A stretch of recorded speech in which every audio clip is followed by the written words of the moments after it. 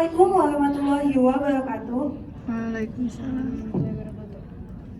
Alhamdulillahirabbil alamin wa bihi nasta'in ala umurid dunya waddin. Wassalam.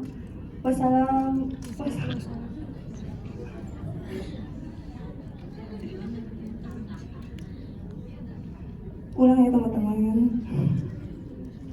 Assalamualaikum warahmatullahi wabarakatuh.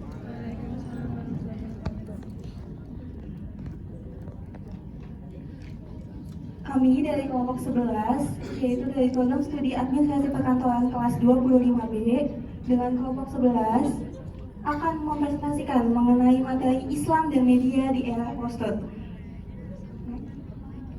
Nah, sebelumnya perkenalkan dulu dengan anggota kelompok kami, yaitu dengan saya sendiri, Zahra Galukiana, dan juga rekan-rekan tim saya, yaitu ada Aurora Kezia dan juga Wasya Iskandar. Baik, kita masuk ke latar belakang dari materi ini. Apa sih kaitannya antara Islam dan juga media di era post-truth? Kalau media itu sendiri, pasti teman-teman gak asing kan yang namanya media. Apalagi di zaman sekarang ini, media itu udah serba digital, serba gampang. Mulai dari media sosial yang bisa diakses dari telepon genggam teman-teman. Bahkan teman-teman aja bisa mengakses berita yang bahkan dari luar negeri gitu. Dan dengan kecanggihan itu akan menimbulkan yang namanya fenomena post-truth. Apa itu fenomena post-truth? Jadi fenomena post-truth itu merupakan fenomena di mana ketika opini dan juga emosinya itu lebih divalidasi dan juga menjadikan itu fakta. Jadi kadang-kadang pemberitaan yang ada di media sosial itu, yang viral itu belum tentu valid dan juga benar.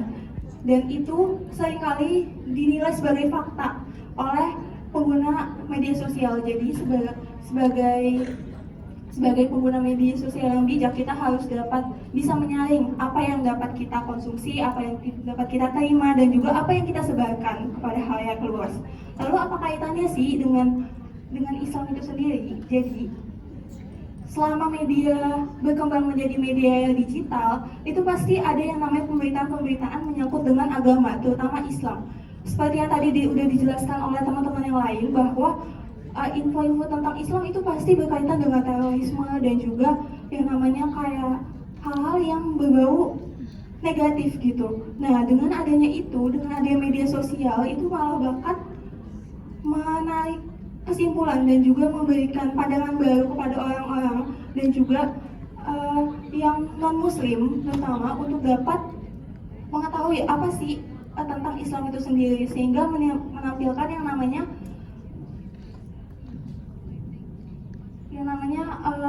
berita yang memicu konflik dan juga penyalahgunaan untuk kepentingan politik. Nah, politik itu kan kadang sering dikaitkan dengan agama ya, untuk menarik massa dan juga simpatik publik gitu. Jadi dengan penggunaan media yang lebih bijak dapat membuat masyarakat bisa mendapatkan informasi yang bermutu dan juga mendidik. Next.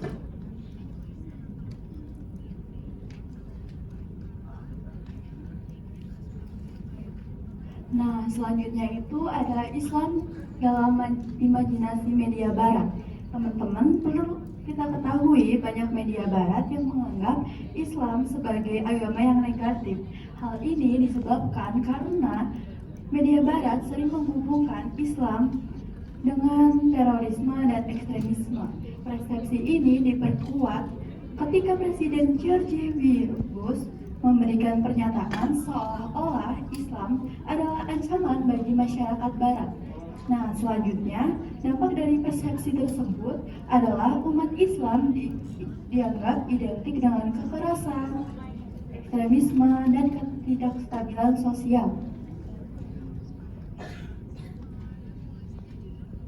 Baik, selanjutnya kita akan membahas mengenai stereotype. Setelah tadi adanya framing dari media barat, pastinya nanti muncul pandangan-pandangan negatif.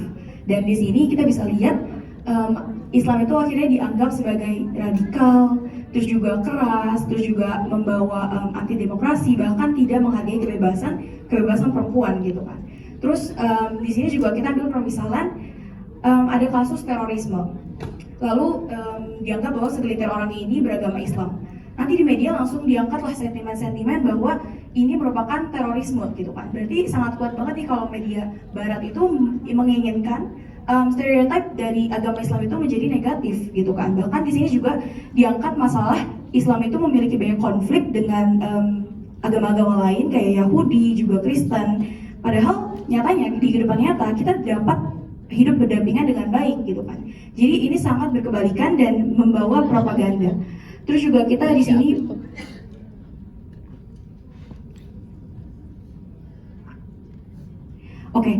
selanjutnya juga kita harus garis bawahi bahwa yang melakukan ini itu hanya segelintir orang, mayoritas dari Muslim itu tidak melakukan hal tersebut. Maka dari itu sangat disayangkan karena ketika media barat mengangkat sentimen-sentimen ini, Muslim itu jadi rentan untuk dianggap menjadi target dari prasangka terorisme.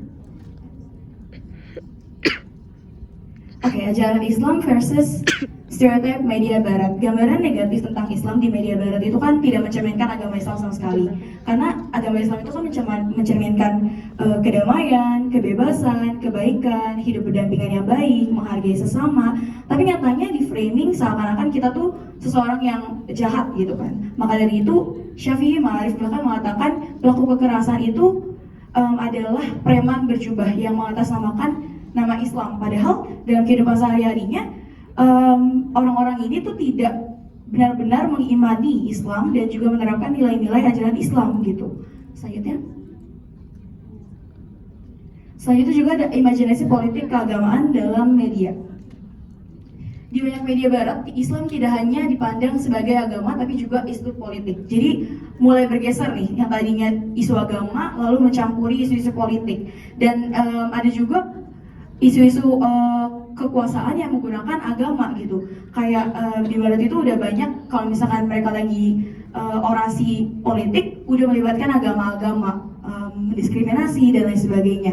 Terus juga akibatnya juga setelah kita banyak melihat media memojokkan agama Islam dan juga umat Islam, maka dari itu umat Islam juga merasa agamanya itu diserang dan mereka juga menjauhkan diri dari masyarakat barat. Lama-kelamaan kita tuh jadi renggang hubungannya dan akhirnya menimbulkan perselisihan gitu.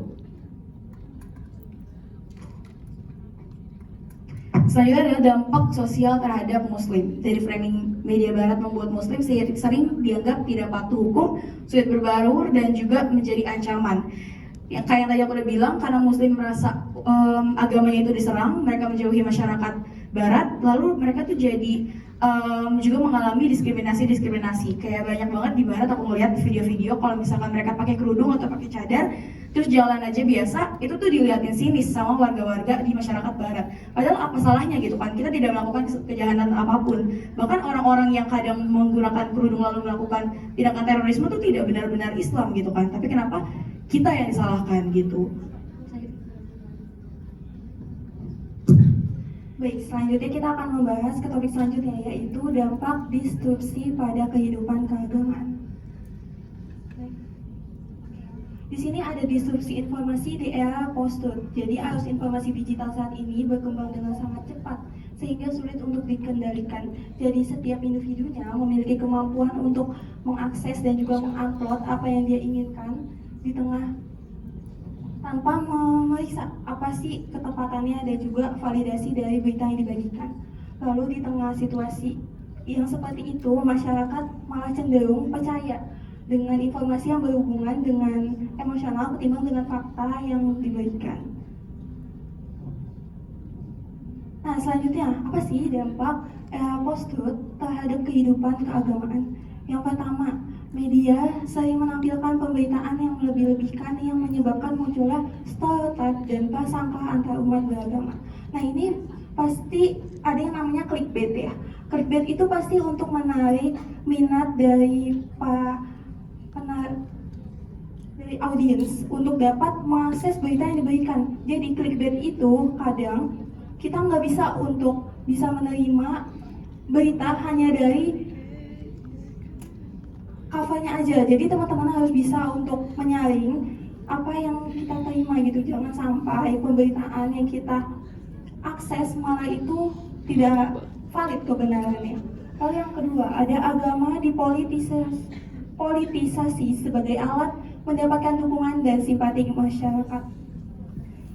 Mungkin ini hanya dilakukan oleh beberapa oknum ya, tapi kita harus tahu kalau politik melibatkan agama itu terkadang kan lebih cepat untuk mendapatkan simpatik ya, tapi itu malah menimbulkan dampak yang tidak baik di kehidupan, karena antara sangkut paut politik dan juga agama itu nggak bisa disamakan ya, antara agama dan juga politik.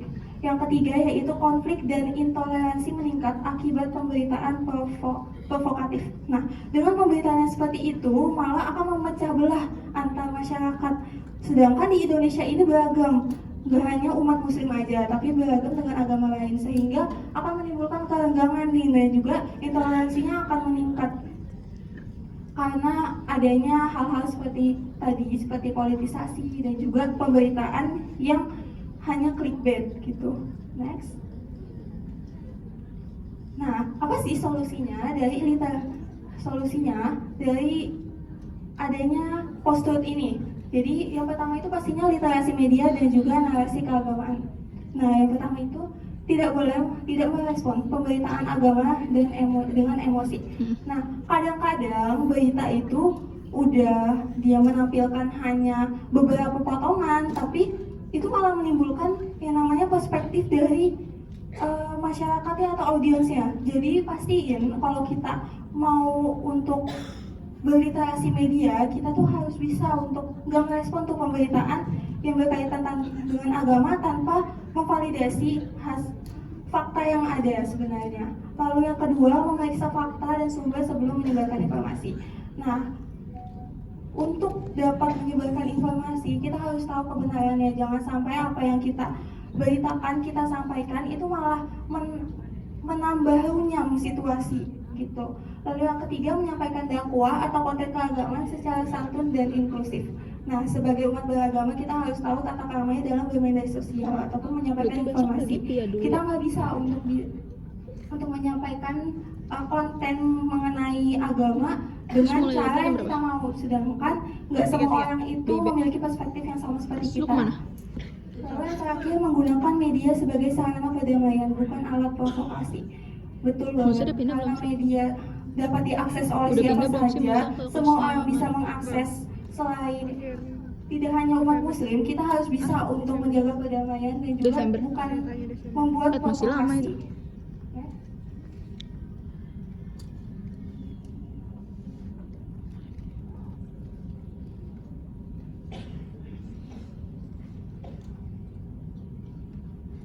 Nah, selanjutnya itu ada tuntunan Islam dalam menyebarkan berita.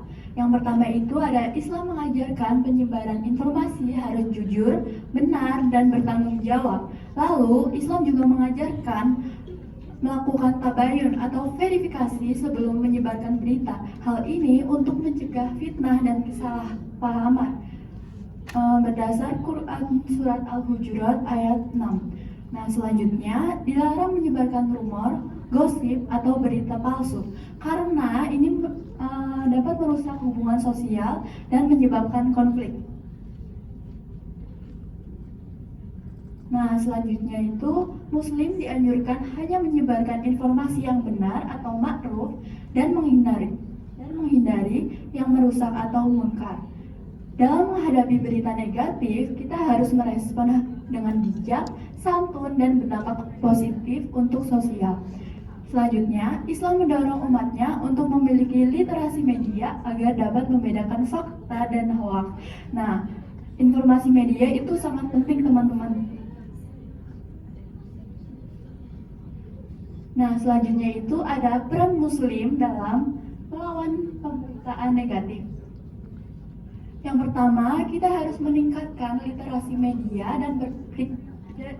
dan berpikir kritis untuk mengenali bias, hoaks, dan propaganda.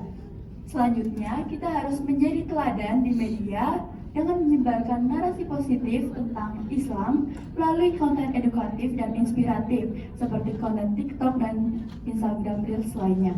Selanjutnya, bangun kerjasama dengan ulama, pendidik, dan ahli media dalam kampanye, edukasi, dan penyebaran informasi yang benar. Lalu, ciptakan narasi alternatif yang menunjukkan Islam sebagai agama damai, toleran, dan rahmatil lil alamin. Kita harus menghindari respon agresif terhadap berita negatif, gunakan pendekatan dialog, klarifikasi, dan edukasi. Nah, yang terakhir, manfaatkan media digital dan tagar positif, misalnya yaitu hashtag Islam for Peace, untuk dakwah yang santun dan informatif. Nah, yang terakhir itu peristiwa Islamofobia. Islamofobia adalah rasa takut, prasangka, atau kebencian terhadap Islam yang muncul di negara barat karena stereotip negatif. Dampak terbesarnya ialah diskriminasi sosial, ujaran kebencian, serta meningkatkan intoleransi antar agama. Jadi, peristiwa Islamofobia ialah peristiwa yang paling besar kena dampaknya dalam Islam di era post-truth. Baik, untuk kesimpulannya setelah tadi kita membahas mengenai Islam di era post-truth, memang benar bahwa media telah mengangkat sentimen-sentimen negatif, tapi bukan berarti kita tuh hanya bisa diam aja gitu. Kita masih bisa mengupayakan untuk menggeser opini dari publik untuk membawa agama Islam itu agar menjadi suatu hal yang positif. Jadi diharapkan dengan tuntunan-tuntunan dan solusi yang telah kita berikan itu dapat diberikan dan dapat dilakukan dengan baik agar agama Islam itu bisa menjadi lebih baik. Selanjutnya kita buka sesi pertanyaan.